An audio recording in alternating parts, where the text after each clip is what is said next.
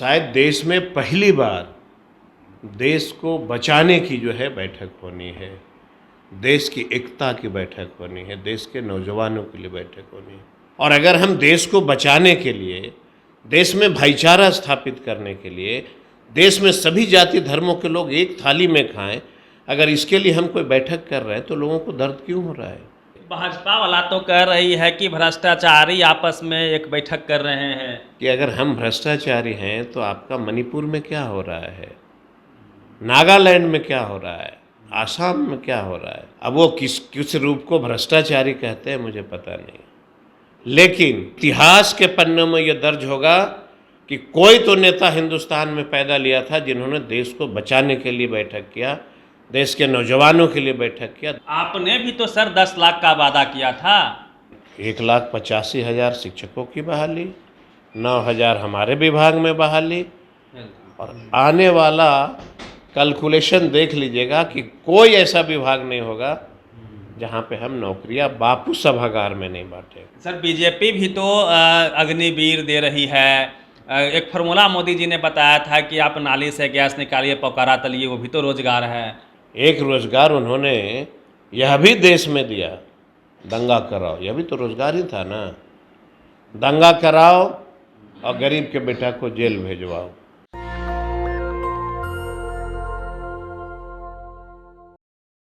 भाजपा 9 साल बेमिसाल मना रही है। इसी को लेके मोदी जी का भी आगमन होने वाला है बिहार में। साथ ही साथ विपक्षी एकता की एक बड़ी बैठक आगामी 12 जून को होने वाली है। इसी पर मसले पे बातचीत करने के लिए हमारे साथ सर्वजीत पासवान जी होंगे, बिहार सरकार में कृषि मंत्री हैं। सर 12 तारीख का क्या प्लान है?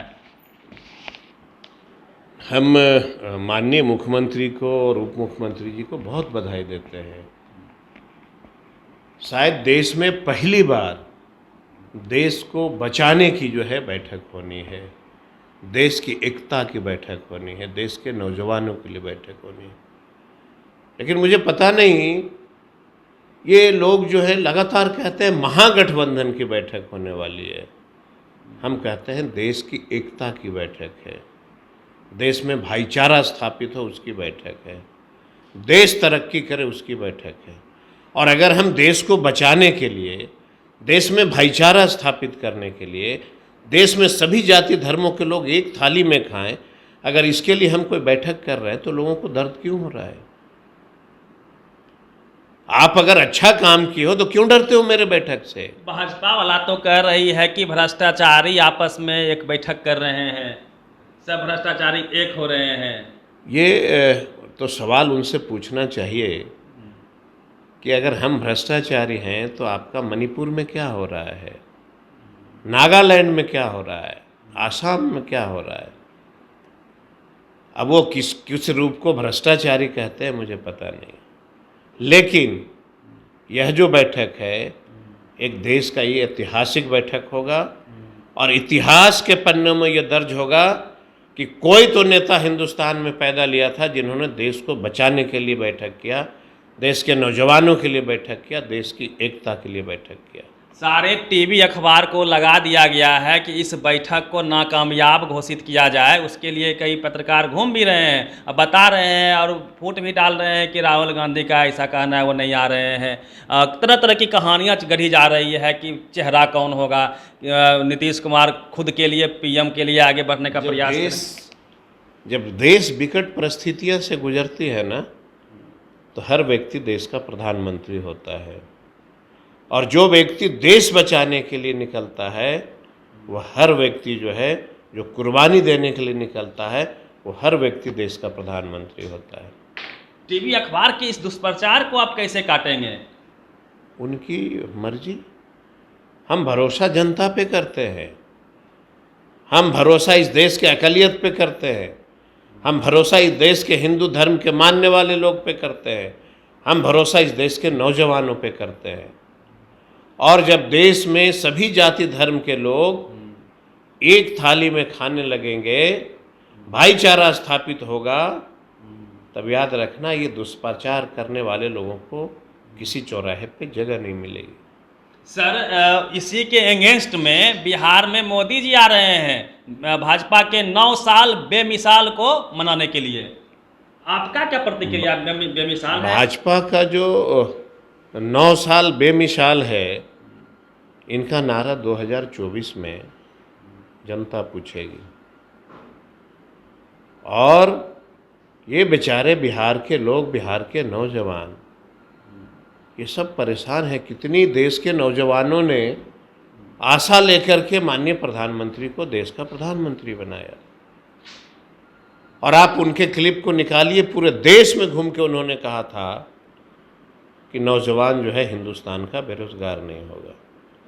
जरा आप हमको बताइए, किसी टीवी में आज तक नौजवानों की नौकरियां पे डिबेट हुई?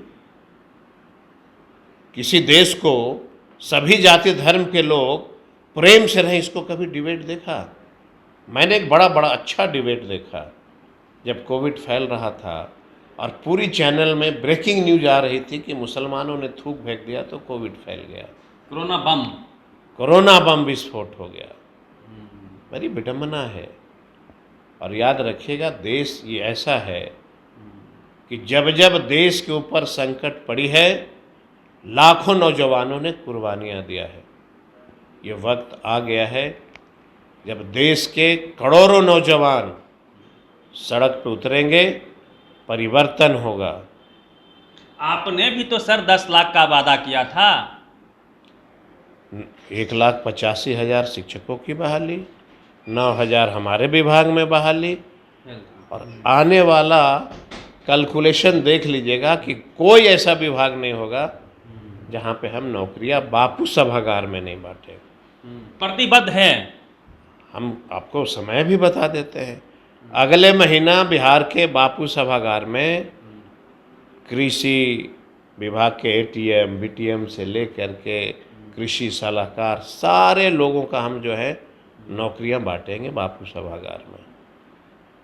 सर बीजेपी भी तो अग्निवीर दे रही है। एक फार्मूला मोदी जी ने बताया था कि आप नाली से गैस निकालिए, पकारा तलिए, वो भी तो रोजगार है। बहुत तरह का रोजगार अभी वो देंगे। एक रोजगार उन्होंने यह भी देश में दिया, दंगा कराओ, यह भी तो रोजगार ही था ना। दंगा कराओ और गरीब के बेटा को जेल भेजवाओ, ये भी एक रोजगार उन्होंने दिया। हिंदू राष्ट्र बनाने के लिए कुछ तो कुर्बानी देना पड़ेगा ना सर। हिंदुस्तान का मतलब इन लोग समझते ही नहीं है। हिंदुस्तान का मतलब इन लोग जिस दिन समझ जाते, हिंदू राष्ट्र की मांग ही नहीं करेंगे। अरे हिंदुस्तान का मतलब ही होता है हिंदू राष्ट्र। ये आज से नहीं है, जब से यह देश बना, यह सृष्टि बनी, तब से इसको हिंदुस्तान ही न लोग बोलते हैं। तो हिंदुस्तान का मतलब क्या हुआ? हिंदू राष्ट्र। और जब हिंदुस्तान नाम लिखा रहा था तो क्या देश में कोई जाति धर्मों के लोगों ने विरोध किया था कि हिंदुस्तान नहीं होना चाहिए? हिंदुस्तान मतलब सर उसमें संविधान होना चाहिए, मनुस्मृति का, वर्ण व्यवस्था वापस, वो वाला हिंदुस्तान चाहिए ना। अब कौन वाला हिंदुस्तान चाहिए, ये देश के हम नौजवानों से अपील किया है ना। यह देश सोने की चिड़िया है। और एक गाना हम अब सबको याद होगा ना, मजहब नहीं सिखाता आपस में बैर करना, हिंदू हैं हम हिंदुस्तान हमारा, यही न था? हिंदी है हम हिंदुस्तान। हाँ, हिंदी हैं हम हिंदुस्तान, यही न था हमारा? तो ये गाना को भी लोगों ने जो है नष्ट कर दिया। मजहब नहीं सिखाता आपस में बैर करना, इतनी बड़ी और इतनी अच्छी चीज, देश में एक संदेश जाता था ना। लेकिन सर जो विडंबना है टीवी अखबार का, जिसका रीच है पूरे वर्ल्ड तक में, तो वो तो आपको रोजी रोटी रोजगार पे तो डिबेट ही नहीं करवाएगी। वो तो आपको हिंदू, अभी 24 में चुनाव होगा, वह राम मंदिर का शिलान्यास करवा देगी, ताजमहल का नाम बदल के राम महल रख दिया जाएगा। तो इस सब का काट क्या है आप लोगों के पास में? देश के लोगों ने अब समझ लिया है कि मंदिर और मस्जिद से किसी का पेट नहीं भरता, वो आस्था है। माँ बाप, मंदिर, मस्जिद, गुरुद्वारा, ये सब क्या है? एक मन की आस्था है। माँ बाप ने हमें जन्म दिया, हम उसको पूजा करते हैं।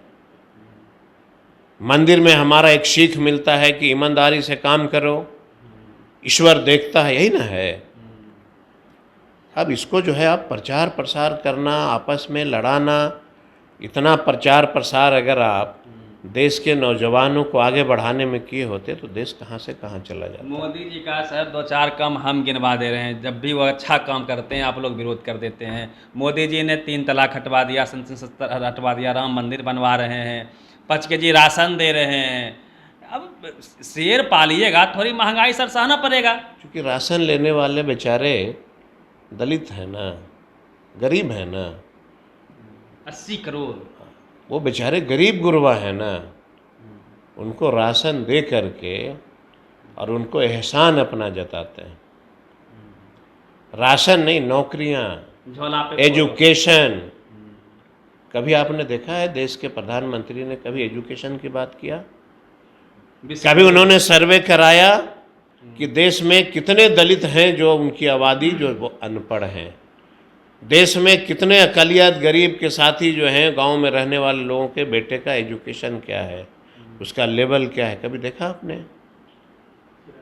सर बिहार में एक नेता हैं चिराग पासवान, चूँकि आप महागठबंधन या फिर मान लीजिए विपक्षी एकता को एक करने के लिए चले हैं, बिहार में दलितों के सबसे बड़े नेता चिराग पासवान जी आपके साथ नहीं है। लगातार मुख्यमंत्री पर एक से एक बयान उनका रहता है। मुझे एक चीज़ देखने को मिला, मैं जब से राजनीति में आया, रामविलास जी हमारे बड़े आदर्श नेता थे और अपनी राजनीति जीवन में आजीवन उन्होंने ये सदन में कहते रहा कि आरएसएस आतंकवादी है, आरएसएस पे बैन लगना चाहिए। जब से उन्होंने राजनीति शुरू किया, सदन के अंदर मैंने लोकसभा में आप एक क्लिप निकाल दीजिए जिसमें उन्होंने ये नहीं कहा हो कि आरएसएस के ऊपर बैन लगाओ। ये लगातार उनका नारा था। देखिए विडंबना कि जिस व्यक्ति ने आजीवन लड़ाई लड़ा कि आरएसएस पे बैंड हो, आज उनका पुत्र उनके गोद में खेलता है। ये तो हनुमान है। और एक बड़ी चीज़ मुझे आज तक समझ में नहीं आई कि जब उनको सांसद पहुंचने का, माने सदन पहुंचने का इच्छा होती है तो वो गठबंधन से चुनाव लड़ते हैं, और जब बिहार में कोई गरीब दलित का बेटा को एमएलए बनने का मौका होता है तो वो अकेले लड़ते हैं। इसका मतलब है कि वो बिहार के किसी दलित के बेटे को नहीं चाहते हैं कि नेता बने। हम तो गरीब हैं, दलित हैं, हमको तेजस्वी जी ने मंत्री बनाया। देखिए कि अपने आप को इतने बड़े वो दलित के नेता कहते हैं, कभी हमारे पास उनका एक पत्र भी नहीं आया कि बिहार के किसानों के लिए आपको क्या करना चाहिए। हम ही तो दलित ही हैं ना, हमसे अछूता क्यों? और मुझे बहुत खुशी होती, मुझे जो आदर्श हैं रामविलास पासवान, उनका सपना साकार करने का हमको बहुत मौका मिलता अगर उनका बेटा मुझे एक पत्राचार करता कि बिहार के किसानों के लिए कुछ करना है। आमंत्रण दे रहे हैं और मुझे तब खुशी होती जब बाबा भीमराव अंबेडकर के दूसरे स्वरूप लालू प्रसाद यादव जी के साथ आकर के वो गरीबों की बात करते, वो दलितों की बात करते। कभी आपने नहीं देखा होगा। किस उलझन में है वो? उलझन तो अब वही समझ पार्टी भी पाएंगे। उनकी टूट गई, पार्टी टूट गई, जुट गई, उससे हमें मतलब नहीं है। मतलब है कि आपके पिता ने देश के लिए बहुत कुछ किया। हम तो लगातार सदन में भी कहा, शहनवाज भाई थे मंत्री, मैंने कहा था आप ही ले गए थे उनको भाजपा में, क्या बिहार में उनके नाम से भारत सरकार कहीं पे कोई चौराहे पे मूर्तियां नहीं लगवा सकती?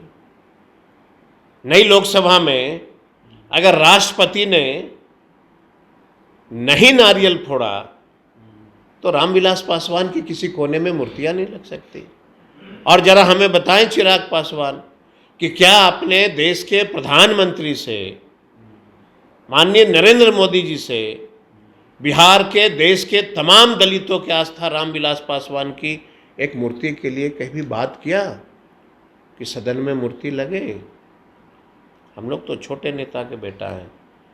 हम लोग के पिता जो है एक जिले में राजनीति करते थे। कम से कम पिताजी का जो है रुतबा जो था राजनीति का, उनके नक्शे कदम पे चलना चाहिए। क्या लगता है बाबा साहब के विचारों से वो इधर हो गए हैं, रामविलास पासवान जी का जो विचारधारा था उसको ये लोग आगे नहीं बढ़ा पा रहे हैं? मैं तो एक कहूँगा कि तेजस्वी जी को इसमें आगे आकर के, और बाबा भीमराव अम्बेडकर जी का सिद्धांत क्या था, गरीबों के लिए कैसे काम किया जाता है, एक बार उनसे बात कर ले, उनको समझाएं। समझाने में क्या प्रयास किया है, जाए। समझाने में क्या जाता है, समझाने से दलितों का कल्याण ही होगा। समझाना चाहिए और आकर के बिहार में गरीबों के लिए काम करना चाहिए। दिल्ली से आकर के और गांव में घूम करके दलितों के यहाँ जा कर के क्या संदेश देना चाहते हैं? बिहार में न रह करके राजनीति करिएगा, बिहार में रह करके गरीबों के दुख दर्द में हिस्सेदारी लेनी चाहिए, किसानों की बात करनी चाहिए, गरीबों की बात करनी चाहिए, नौजवानों की बात कर। एक जाति से राजनीति करने वाले व्यक्ति कभी सफल हो पाएंगे क्या? दलित में पासवान है, रविदास है, चौधरी है, मांझी है, सारे लोग हैं। पूरे दलित के उत्थान की बात होनी चाहिए ना। हम तो सबके उत्थान की बात करते हैं। बिहार को आगे बढ़ाना है, नौजवानों को आगे बढ़ाना है, नौजवानों के लिए काम करना है। देश में सबसे ज़्यादा आबादी नौजवानों की है। महिलाओं के लिए काम करना है, अक़लियत के लिए काम करना है। सब लोगों को मिल करके देश में सभी जाति धर्मों के लिए काम करना चाहिए। और रैली है, आप आइए करिए। बिहार ही एक ऐसा राज्य है जो किसी को भी स्वागत करता है, स्वागत है। लेकिन इलेक्शन आ रहा है, इलेक्शन के नाम पे ही स्पेशल पैकेज की घोषणा कर दीजिए। कर देना चाहिए। इन लोगों को तो आदत है, जब समय आता है तो बड़ी बड़ी बात होती है। इलेक्शन के नाम पे ही मुझे लगता है कि स्पेशल पैकेज की घोषणा करेंगे। कुछ मिलेगा बिहार को ना। पिछले बार भी 1,60,00,000 करोड़ 160 लाख करोड़ मिला था बिहार को। चलिए, ये सरबजीत पासवान जी थे, कृषि मंत्री हैं बिहार सरकार में। तीनों मसलों पे इनसे बातचीत हुई, इन्होंने अपनी प्रतिक्रिया व्यक्त किया है। इससे आप कितने सहमत हैं और सहमत हैं? पूरी बातचीत पे आपकी क्या प्रतिक्रिया है, कमेंट बॉक्स में दीजिए। रवि मेहता, नेशनल दस्तक, पटना। नेशनल दस्तक की आपसे गुजारिश है कि अगर इसको बचाना चाहते हैं तो नेशनल दस्तक को सब्सक्राइब करने के लिए रेड कलर के सब्सक्राइब बटन को दबाएं, फिर बेल आइकन की घंटी दबाएं। नेशनल दस्तक को बचाने के लिए बहुत ज़रूरी है कि हर खबर को शेयर करें, लाइक करें, कमेंट जरूर करें।